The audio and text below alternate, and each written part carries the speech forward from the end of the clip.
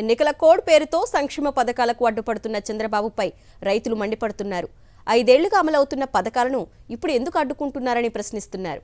గతంలో ఎప్పుడూ పేదలకు న్యాయం చేయని చంద్రబాబు ఇప్పుడు పథకాలకు అడ్డుపడుతూ మరోసారి పేదల కడుపు కొడుతున్నారని ఆగ్రహం వ్యక్తం చేస్తున్నారు.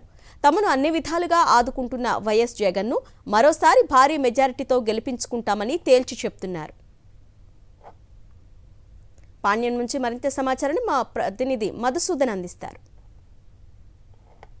పేద ప్రజలకు ప్రభుత్వం అందిస్తున్న సంక్షేమ పథకాలను అడుగడుగునా అడ్డుకట్ట వేస్తూ వస్తుంది తెలుగుదేశం పార్టీ. ప్రస్తుతం ఇన్పుట్ సబ్సిడీ కూడా రైతులకు అందకుండా చేసింది. ఈసీకి కంప్లైంట్ చేసి ప్రస్తుతం మనతో రైతులు ఉన్నారు, వారి మాటలు అడిగి తెలుసుకునే ప్రయత్నం చేద్దాం. తెలుగుదేశం పార్టీ పేద ప్రజలకు ఏదైనా సంక్షేమ పథకం ఇస్తే అడుగడుగునా అడ్డంకులు సృష్టిస్తుంది. ఎలా చూడాలి?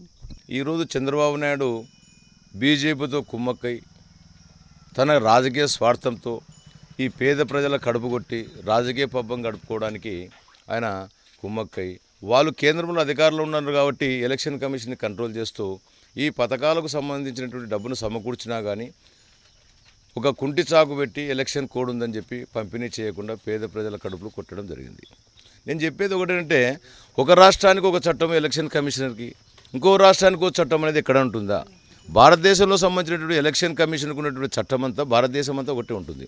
మరి మొన్న తెలంగాణలో ఎన్నికలు జరిగినప్పుడు ఈ పథకాలు కేసీఆర్ పెట్టిన పథకాలు, పాత పథకాలు ఎలక్షన్ రోజు కూడా ఇంప్లిమెంట్ చేయడం జరిగింది. మరి ఈరోజు ఆంధ్రప్రదేశ్కి ఒక చట్టము, తెలంగాణకు ఒక చట్టము అంటే దీన్ని ఏ దృష్టిలో చూస్తాం? ఇప్పుడు దేశానికి అన్నం పెట్టేటువంటి ఒక రైతుని రాజకీయ కోణంలో చూడమన్నటువంటి ఇంత మటుకు కరెక్ట్ అని నేను అంటున్నా. ఈ దుర్మార్గమైనటువంటి ప్రక్రియ ప్రజలు గమనిస్తున్నారు. ఆయనని తప్పకుండా, ఎందుకంటే ఆయన 14 ఏళ్ల పరిపాలన కూడా ఇదే దుర్మార్గమైన పని. చెప్పింది ఒకటి, ఎలక్షన్లప్పుడు చేసేది ఒకటి. మీరు చెప్పండి, ఇన్పుట్ సబ్సిడీ ఎలక్షన్ కమిషన్కు తెలుగుదేశం పార్టీ కంప్లైంట్ చేసి మరీ ఆపింది. ఎలా చూడాలి సార్? ఆల్రెడీ ఇంతకుముందుకు ఇన్పుట్ సబ్సిడీ పడింది సార్. లాస్ట్ ఇయర్ పడింది. ఈ ఇయర్ ఎలక్షన్ కోడ్ వచ్చిందని చెప్పేసి నిలబెట్టేశారు. చంద్రబాబు నాయుడు ఏం లేదు, ఈ ఎలక్షన్ మూమెంట్లో రైతులకు కానీ, అక్క చెల్లమ్మలకు కానీ, అమ్మఒడి కానీ ప్రతి ఒక్కరికి అకౌంట్లో డబ్బులు వేస్తే వీళ్ళు ఎట్లా ఆటోమేటిక్గా వాళ్ళకి ఓట్లు వేసేస్తారని చెప్పేసి ఈ కేంద్ర ప్రభుత్వం నుంచి ఒత్తిడి తీసుకొచ్చి ఎక్కడి పథకాల కాడ బటన్ నొక్కినా ఎక్కడి పథకాల కాడ స్టాప్ చేసేసాడు. ఆల్రెడీ సార్ 2014లో మా నాన్న బ్యాంకులో చిన్నటేగురు విజయ్ బ్యాంకులో రుణమాఫీ తీశాడు. క్రాప్ లోన్ తీసింటే మీరు 2014లో ఫస్ట్ సంతకము ఏది రుణమాఫీ అన్నారు సార్. డైరెక్ట్ మా నాన్న చూపిస్తున్నా నేను. మా నాన్న రుణమాఫీ అనేది మీరు ఇచ్చిన కార్డు చూపిస్తున్న ఐడి నెంబర్తో సహా మీరు చూసుకోండి.